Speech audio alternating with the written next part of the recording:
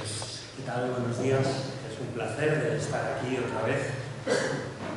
Pero bueno, quería transmitiros los saludos de la Iglesia de Málaga, también de la Iglesia de Cártama y también la Iglesia del Cónsul. Son tres iglesias de Málaga donde he estado, aparte de la enseñanza que he dado allí. Y bueno, todos os mandan, aunque no os conocen, pero son hermanos en el Señor, y aunque no nos conozcamos aquí, nos conoceremos allí. Hemos pasado un buen tiempo, muy intenso. El viernes estuve enseñando 3 horas y media, el sábado 6, cogí el avión y aquí estamos. Pero muy contentos, muy agradecidos por la presencia del Señor.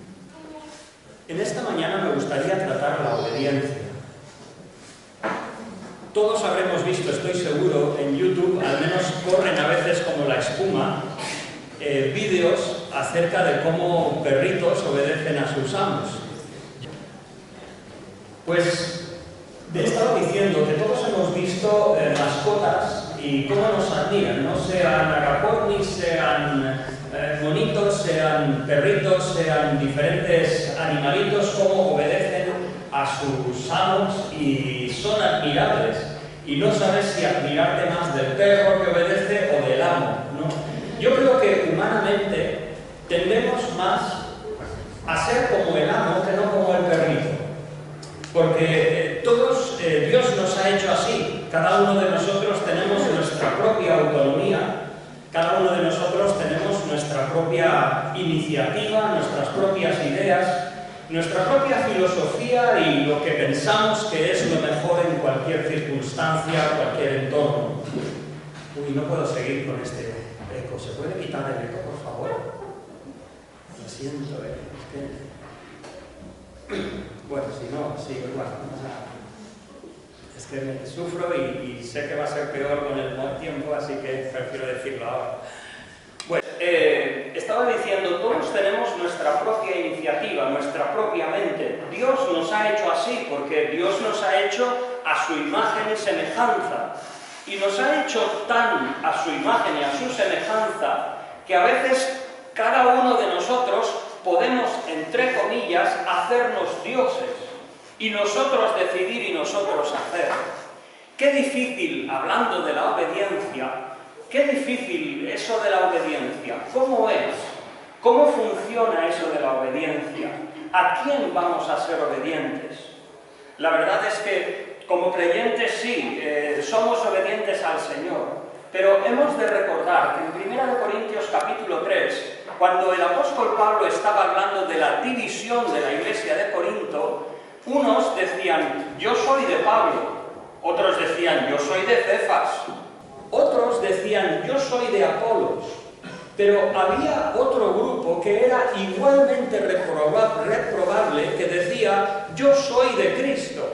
¿Por qué? Porque a veces el creyente puede santificar su orgullo, entre comillas, y decir, yo no me sujeto a los hombres, yo solo me sujeto a Dios y hago lo que Dios me pone. Y esa es una manera de santificar tus propias opiniones, tus propios juicios, y lo que tú dices, como se dice, va a misa.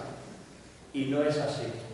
Porque la obediencia no solamente se expresa hacia Dios, sino es que Dios en la iglesia también ha puesto responsables de escuela dominical, ha puesto diáconos, ha puesto ancianos, ha puesto diferentes personas que nosotros, respetándolos y colaborando con ellos, estamos igual trabajando en armonía con el Señor.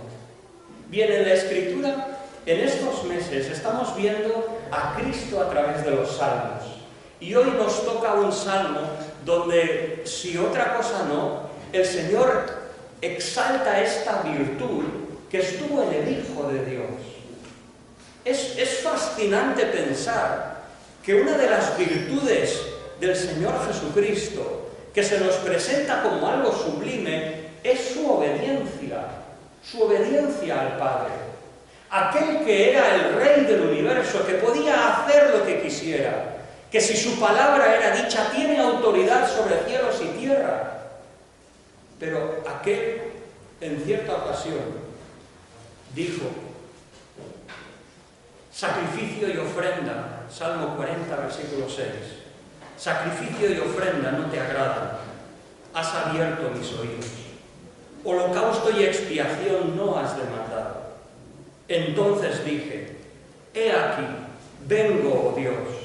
En el rollo del libro está escrito de mí, el hacer tu voluntad, Dios mío, me ha agradado, y tu ley está en medio de mi corazón. Estas palabras se citan en Hebreos capítulo 10, aclarándonos que realmente están hablando el corazón de nuestro Redentor, que en la eternidad y viendo el caos, la corrupción y la podredumbre del pecado en el mundo, el Hijo de Dios mira al Padre y se da cuenta, ve que sacrificios y ofrendas no son suficientes para satisfacer la ofensa que el pecado le ha hecho. Como dice aquí, holocaustos, expiación no has demandado. Dios no pide, cuando en el Antiguo Testamento Dios pedía sacrificios de un corderito, de esto y otro, no es porque en sí eso es lo que Dios buscaba. Eso era solamente un anticipo. Pero lo que le agradaba a Dios era la plena obediencia que nosotros como seres humanos habíamos perdido. Solo había uno que podía entregar absolutamente su voluntad y ponerla en manos de Dios. Y ese era el Hijo de Dios. Eso significaba que cuando Él dice, aquí en el rollo del libro está escrito de mí, el hacer, oh Dios, tu voluntad me ha agradado. Cuando el Señor estaba pronunciando esas palabras, era plenamente consciente de lo que eso significaba. Porque los sacrificios y la sangre que vertían cuando había un sacrificio, eso no podía quitar el pecado, no podía borrar la culpa, no podía satisfacer la justicia de Dios. Tenía que haber un sustituto digno. Alguien que, siendo perfecto y siendo plenamente hombre, sufriera absolutamente por el castigo que el pecado merece. Y cuando el Señor dice, he aquí, en la cabecera del libro está escrito de mí, a veces es que recuerdo el pasaje de Hebreos y por eso digo alguna palabra que no está aquí. Pero el Señor se rindió a la voluntad del Padre, que significaba morir. Significaba derramar su sangre. Significaba entregar su espíritu en las manos de Dios. Y dejar que Dios lo recibiera y luego lo resucitase. Esa es una obediencia sublime, que nos habla de la majestad de Dios, que nos habla de su dignidad, de su grandeza. Diría Malaquías, ¿quién hay como tú? Dios grande en perdonar, digno de ser temido. El perdón, la obediencia en este caso, la sumisión, hacia Jesús grande. Dice la Escritura, Filipenses capítulo 2, que el Señor Jesucristo no tuvo el ser igual a Dios como cosa a qué aferrarse. O sea, la manifestación de su gloria, el reconocimiento de quién era, no era algo que Jesucristo iba a rechazar en su obediencia, sino que todo lo rindió a la voluntad del Padre. Y así Él se hizo hombre y aún estando en la condición de hombre se humilló hasta la muerte y muerte de cruz. ¡Qué obediencia! ¡Qué obediencia! Quizás la pregunta podríamos hacernos, ¿hay algo en el mundo, además de la persona de Cristo, que es un ejemplo que está a veces tan lejos de nosotros? ¿Hay algo en esta tierra que nos pudiera expresar qué es la obediencia en una persona normal, humana? Pues sí, porque este salmo lo escribió una persona humana, probablemente David, es lo que nos dice el título de este salmo. Entonces, estas palabras que se cumplen plenamente en el Señor Jesucristo nos expresan el corazón de David, cómo David lo experimentó aún con todas sus debilidades y defectos y sus carencias. Y creo que en ese sentido nos puede ayudar a entender qué es la obediencia y cómo vivirla. Cuando miramos a este pasaje, podemos mirar lo que precede y lo que sucede y nos encontramos con algo interesante. ¿Cómo es la obediencia? ¿O cómo es el entorno de la obediencia? En primer lugar, lo que vemos es que la obediencia no es algo que se improvisa. No es un interruptor en tu mente o en tu corazón que dices, vale, voy a ser obediente, voy a rendirme al Señor, y entonces es como un interruptor que haces clic y de repente ya está todo solucionado. No. La experiencia de David nos dice así: pacientemente esperé a Jehová, o Yahvé, y se inclinó a mí y oyó mi clamor. Fijaos, esta es una expresión hebrea de lo más preciosa. Dice, esperando, mientras esperaba, aún así esperé en el Señor, y Dios, en un principio que parecía como que no estuviera cerca, se inclina a mí y me oye, y me hizo sacar del pozo de la desesperación, del lodo cenagoso. Puso mis pies sobre peña y enderezó mis pasos. Puso luego en mi boca cántico nuevo, alabanza a nuestro Dios. Verán esto muchos y temerán y confiarán en Yahvé. Bienaventurado el hombre que puso en Yahvé su confianza y no mira a los soberbios, ni a los que se desvían tras la mentira. Has aumentado, Dios mío, tus maravillas y tus pensamientos para con nosotros. No es posible contarlos ante ti. Aunque yo los anunciara y hablara de ellos, no podrían ser enumerados. Lo que hay en el trasfondo de la obediencia es el desarrollo de una relación. Hubo un momento cuando el salmista David estaba en angustia, cuando él estaba, como dice, en un pozo, y en esos pozos donde se ha agotado el agua, pero abajo todavía queda ese cieno que es blando y que puedes hundirte. De hecho, es que nos recordamos del profeta Jeremías cuando fue echado en el pozo, y algunos pensaban que había muerto, porque aunque no había agua, pero había ese lodo que puede cubrirle. Allí puede morir. Aquí David se describe como en ese pozo, en ese lodo cenagoso, y él ora en su dificultad y ora pacientemente.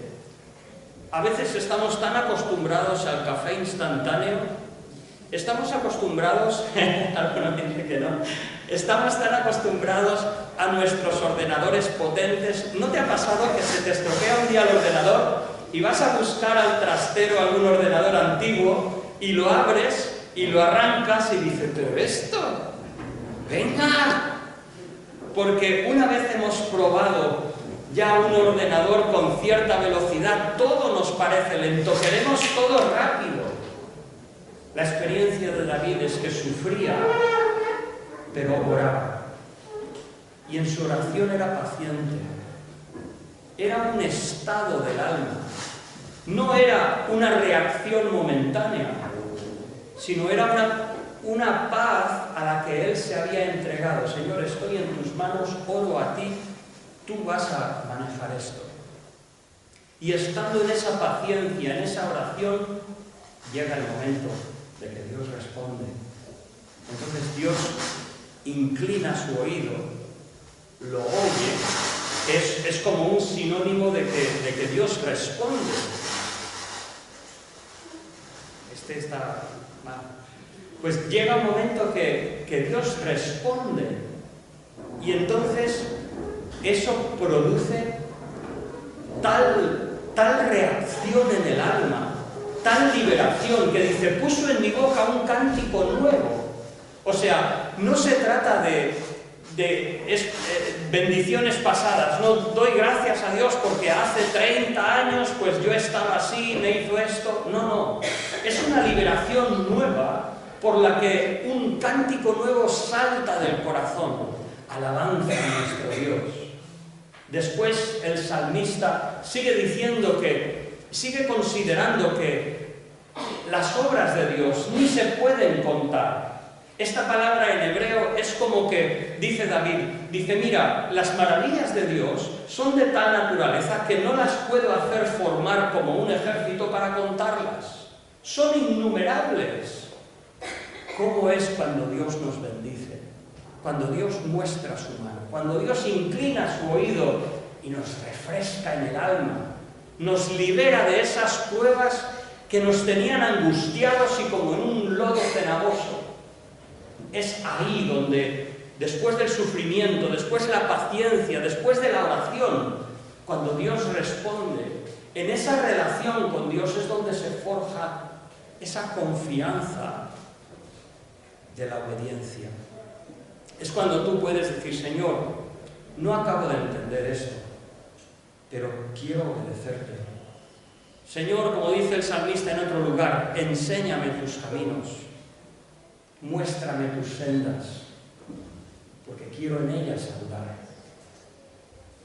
Ahora, curiosamente, diríamos que, vale, he entendido que la obediencia no se improvisa, la obediencia no es meramente una reacción, es una actitud del alma que se forja en la relación con Dios y a veces el sufrimiento y la respuesta de Dios a la oración. Pero en segundo lugar, fijaos lo que dice David. He anunciado justicia en la gran congregación. He aquí no refrené mis labios. Jehová, tú lo sabes. No encubrí tu justicia dentro de mi corazón. He publicado tu fidelidad y tu salvación. No oculté tu misericordia y tu verdad en la gran congregación. Nuevamente David expresa que él ha sido fiel y lo pone delante del Señor. David tenía muchas carencias. Podríamos decir igualmente que Job. Job igualmente son dos personas humanas con corazones pecadores, pero hermanos, habían crecido, habían madurado y podían decir delante del Señor, mira Señor, yo en mi integridad he andado, júzgame tú, examina mi corazón, ve si hay en mí camino de perversidad. Pues así David dice, he anunciado tu nombre, tu fidelidad, lo he dado a conocer. Pero en el versículo 11 encontramos otra faceta de ese entorno que rodea a la obediencia. Yahvé, no apartes de mí tu misericordia. Tu misericordia y tu verdad me guarden siempre, porque me han rodeado males sin número. Me han alcanzado mis maldades y no puedo levantar la vista. Se han aumentado más que los cabellos de mi cabeza y mi corazón me falla. Quieras, Yahvé, librarme. Yahvé, apresúrate a socorrerme. Sean avergonzados y confundidos aún a los que buscan mi vida para destruirla. Vuelvan atrás y avergüéncense los que mi mal desean. Sean asolados en pago de su afrenta los que se burlan de mí. Gócense y alégrense en ti todos los que te buscan y digan siempre los que aman tu salvación, Yahvé sea enaltecido. Aunque yo esté afligido y necesitado, Yahvé pensará en mí. Mi ayuda y mi libertador eres tú. Dios mío, no te tardes. Me parece precioso el entorno de estos versículos que hemos leído primero de todo, que nos muestran la obediencia del rey David. David no sabía que estos versículos se cumplirían plenamente en el Señor Jesucristo. Y en su forma de ver, lo que aquí escribe es, Señor, igualmente que tú dijiste, 1 de Samuel, capítulo 15, cuando Samuel le decía a Saúl, ¿se agrada acaso Dios acerca de miles de holocaustos y sacrificios en lugar de la obediencia? Por supuesto que no. O por ejemplo Miqueas cuando dice, ¿cómo me presentaré delante de Dios con miles de litros de aceite, con ofrendas, carneros? No, Dios te ha mostrado lo que Él te pide de ti, que andes en misericordia. Oseas capítulo 6, versículo 6, misericordia quiero y no sacrificio. El corazón. David entiende, Señor, tú no quieres ofrendas o sacrificios, pero me has abierto oídos. Esta expresión, que significa literalmente cavar, abrir el oído, opuesto a otras veces que dice en la Escritura que cuando las personas no quieren obedecer es como que tapan sus oídos. Has abierto mi oído. Dije, he aquí vengo, en el rollo del libro está escrito de mí, el hacer tu voluntad, Dios mío, me ha agradado. Aquí David expresa, no solamente obedece porque tiene que hacerlo, es que le agrada. Ha vencido esa reticencia, ese rechazo natural que a lo mejor el orgullo del hombre produce, y dice, no, me he agradado en hacer tu voluntad. Y me encanta la frase que dice después, tu ley está en medio de mi corazón. No es que esté a los lados, en los márgenes, sino que deseo, he visto como tú me has librado y deseo obedecerte. Pero esta segunda porción del pasaje que hemos visto nos enseña que aún David sigue con multitud de problemas. De hecho, es que se habla que este salmo pudo ser escrito cuando Absalón y el pueblo, Absalón le perseguía y el pueblo le rechazaba. Cuando ese hombre a lo alto del monte insultaba a David y le dijo a su escudero, ¿quieres que salga? Y le dijo, no, si lo ha puesto Dios, pues déjalo, ahí está. El corazón de David estaba pacientemente esperando al Señor en obediencia. ¿Qué forma de vivir? ¿Qué expresión? ¿Qué hábito de vida? Me gustaría preguntarte, ¿qué es la obediencia para ti? ¿O cómo poder poner en práctica este estilo de vida? En primer lugar, yo te animaría a primero escuchar la voz del Señor. Cuando hablamos a veces de escuchar la palabra, de leer la palabra frecuentemente, lo que estamos hablando es de escuchar sus instrucciones, tenerlas presente. Como dice aquí, Señor, tu ley está en medio de mi corazón. A veces me parece que nuestro corazón es una superficie resbaladiza, donde la ley a veces está en el centro, pero según si estamos presionados, según si surge algún deseo del corazón, esa ley que nosotros en un principio podemos decir, Señor, tu ley está en medio de mi corazón, parece que se pierde, que va por los costados. Y la palabra del Señor, tener comunión con nuestro Dios, lo que hace es volver a centrar su ley en el alma. Nos vuelve a refrescar cuál es el sonido de su voz. Dice la Escritura algo tan precioso. Dice, mis ovejas me conocen y oyen mi voz y me siguen. Dice, la voz de los extraños no seguirán. ¿Sabes de lo que estamos hablando? La voz de nuestro Señor Jesucristo, con la dulzura con la que nos llama, esas cuerdas de amor según Oseas, que nos atrae a su voluntad. Pues, hermano, una forma que podemos entrar en esta vida de obediencia es tener fresca en nuestros corazones la palabra, tener fresco ese tono de la voz de Cristo, que podamos discernir cuál es su palabra, cuál es su guía. Señor, muéstrame tus caminos, enséñame en tus sendas andar. En tu luz veremos la luz, dicen también en otra parte. Dice la Escritura, aunque yo esté afligido y necesitado, Jehová pensará en mí. Una de las cosas más difíciles, pienso en la obediencia, es decidir en manos de quién dejas tu alma. Alguno de nosotros puede pensar, yo en manos de nadie. O sea, yo tengo mi alma en mis manos. Bueno, yo creo que Dios nos miraría como nosotros podemos mirar a un niño. Cuando un niño un día después del colegio viene a casa y dice, papá, ya sé lo que voy a hacer con mi vida.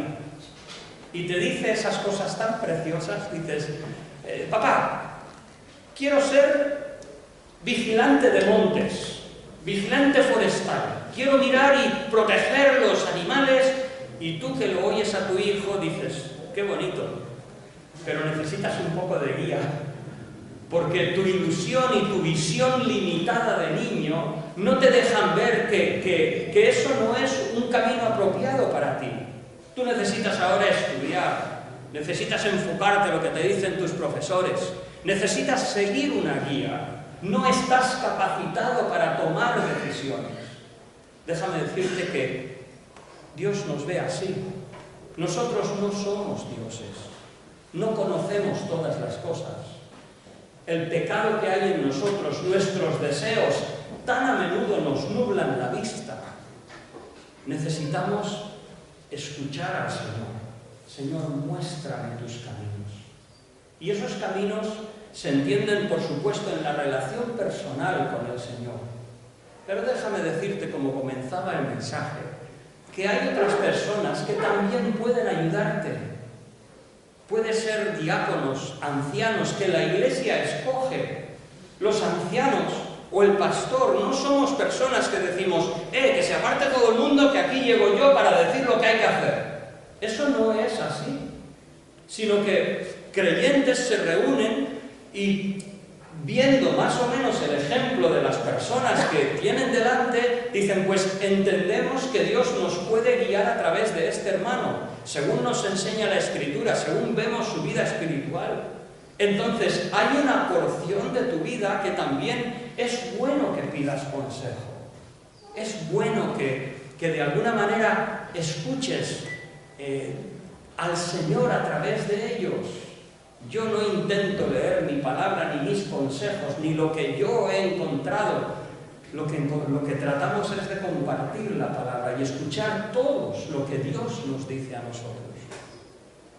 Hermanos, vayámonos hoy a casa recordando que la obediencia es una virtud, no es una obligación. No queramos ser el que manda. No busquemos preeminencia en medio de la congregación o en medio de nuestro entorno. Busquemos la obediencia al Señor. Busquemos depender de Él. Busquemos esa relación que forja esa vida de obediencia. No dejes que el mundo te engañe, diciendo que tú eres suficiente. Decide tú por ti mismo tus propios derechos y los derechos que tú tienes sobre ti mismo. Bueno, tenemos ciertos derechos, es verdad, pero Dios es una persona digna de confianza. Él nos ha creado, Él sabe quiénes somos. Creemos en Dios, ¿verdad? Pues os animo, hermanos, que el Señor nos ayude y nos fortalezca para poder dejar nuestras vidas en sus manos. Vamos a ver. Señor, te damos muchas gracias por este salmo precioso que el rey David escribió y que luego nuestro Señor cumplió con tanta majestad, con ese espíritu, Señor, de sumisión hacia el Padre, que nos enseña lo que esperas tú de nosotros como hijos. Pedimos que nos des esas fuerzas, que podamos discernir ese tono de tu voz, que podamos, Padre, vivir en humildad, en sencillez, en tus caminos, sin buscar la preeminencia, sin buscar controlar las cosas, sino deseando servir.